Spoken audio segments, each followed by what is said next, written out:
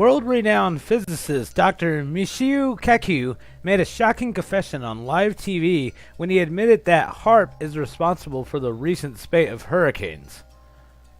What's up, everybody? Truth Seeker here.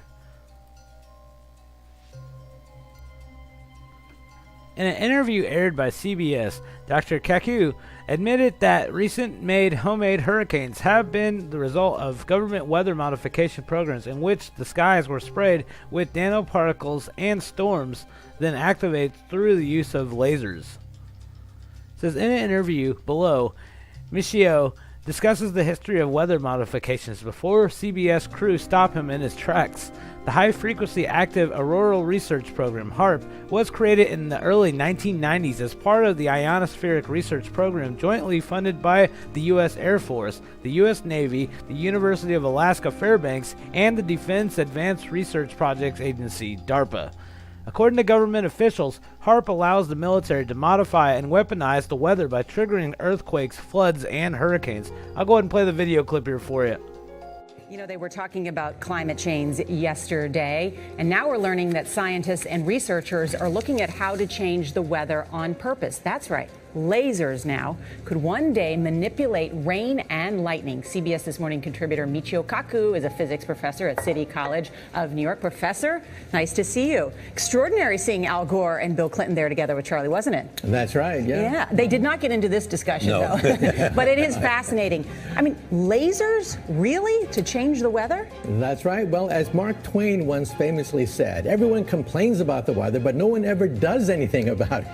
Well, instead of doing a rain dance, we physicists are firing trillion-watt lasers into the sky to actually precipitate rain clouds and actually bring down lightning bolts. This is potentially a game changer. But this is experimental. It's experimental. However, in the laboratory so far it works. When you have water vapor and you have dust particles or ice crystals, you can precipitate rain. It condenses around the seeds.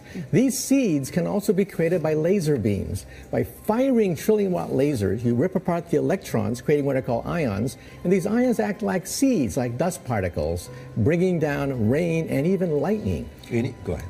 Well, this fascinates me in part because, too, I remember reading the stories that China had used this during the Olympics, that the USSR had used this after Chernobyl to create rain clouds. I mean, did those really work then? We have some of these capabilities now? Inconclusive. Even in the 60s, the CIA used this to bring down monsoons during the Vietnam War, to wash out the Viet Cong.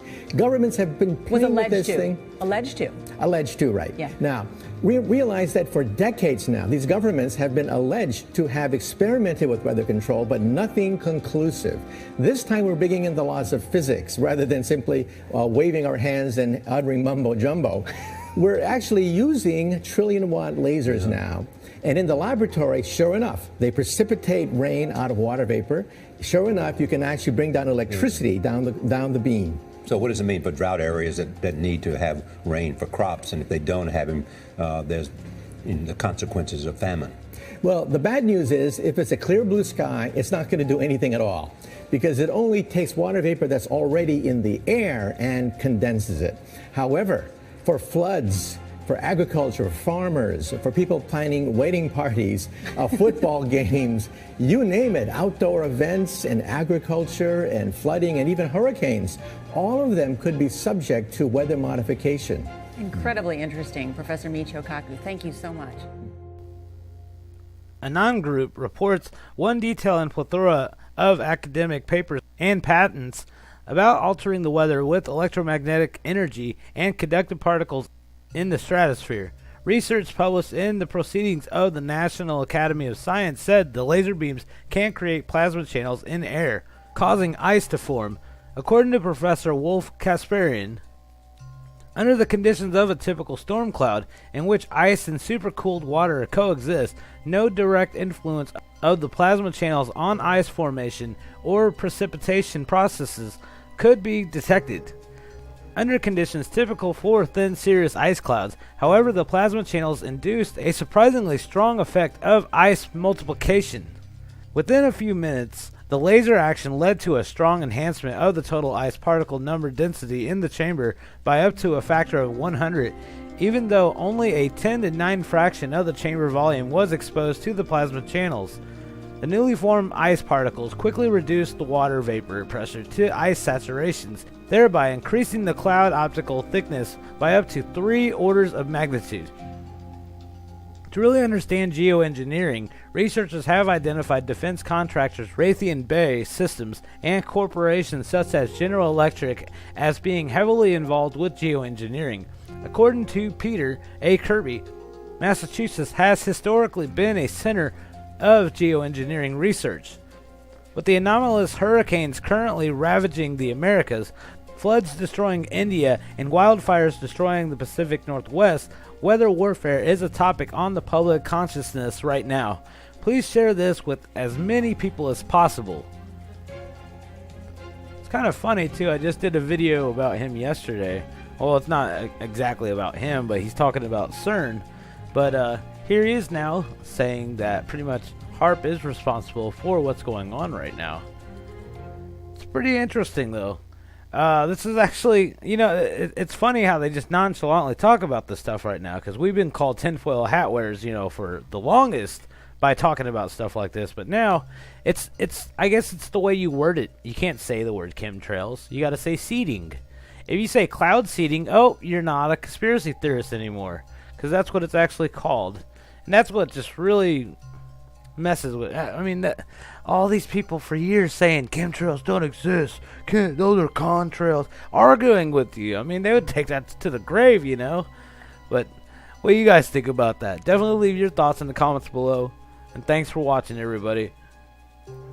This year marks the worst drought America's seen in decades, and it's showing no signs of letting up. Over half the country has been affected, with the brunt bearing down on the mid and southwest, especially Nebraska, Kansas, the Dakotas, and parts of the South. Just look at that.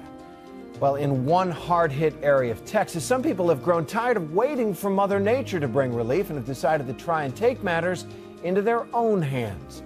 Here's ABC's Juju Chang.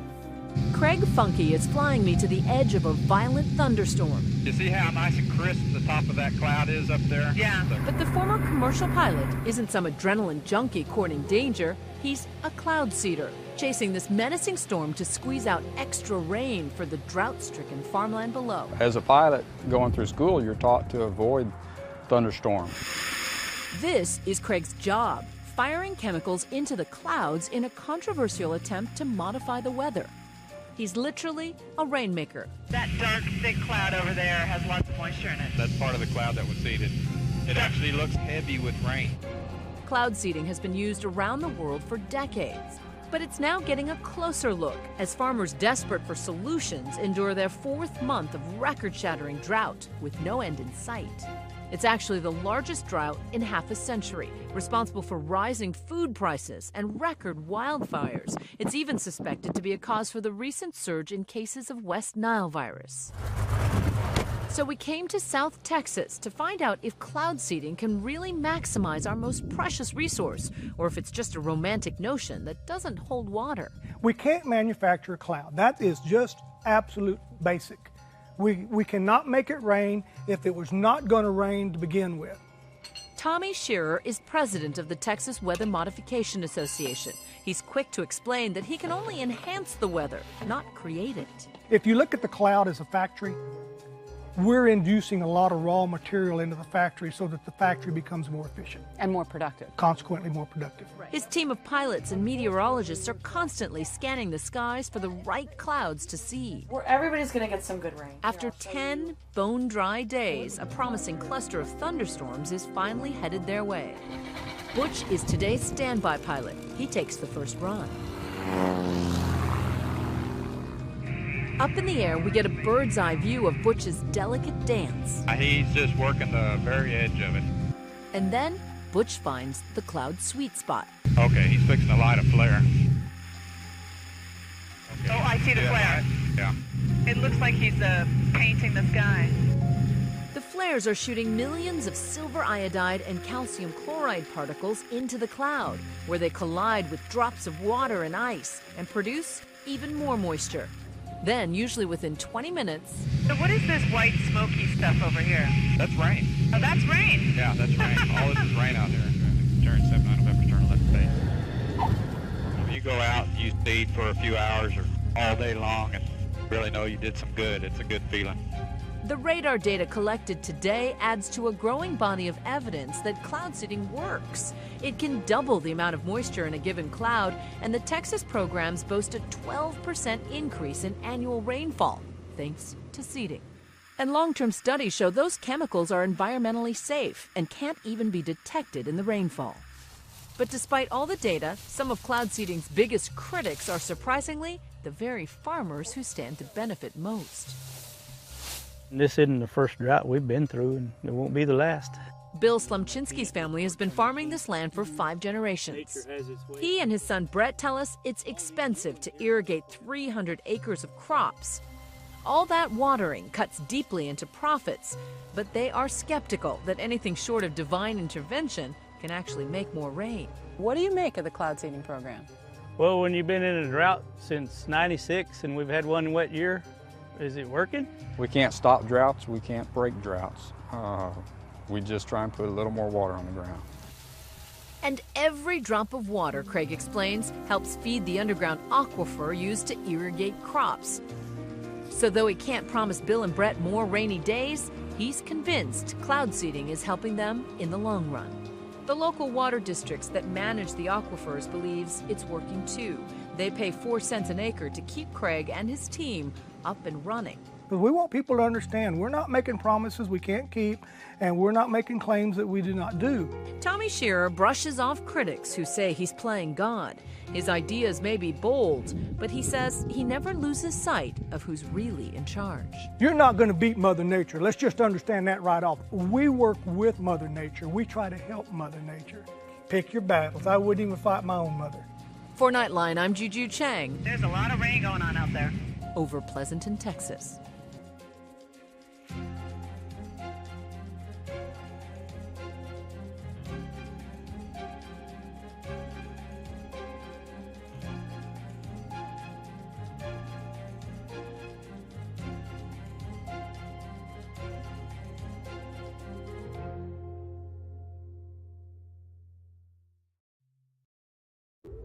We also now officially opened up our online web store. You can now get Seeking the Truth, t-shirts, coffee mugs, and other accessories. This will definitely make a great gift idea, and every purchase will help out this channel. The link is in the description below. Please subscribe to our channel, like our video, and comment below, and we'll see you on the flip side. Peace! And don't forget to click the notification bell.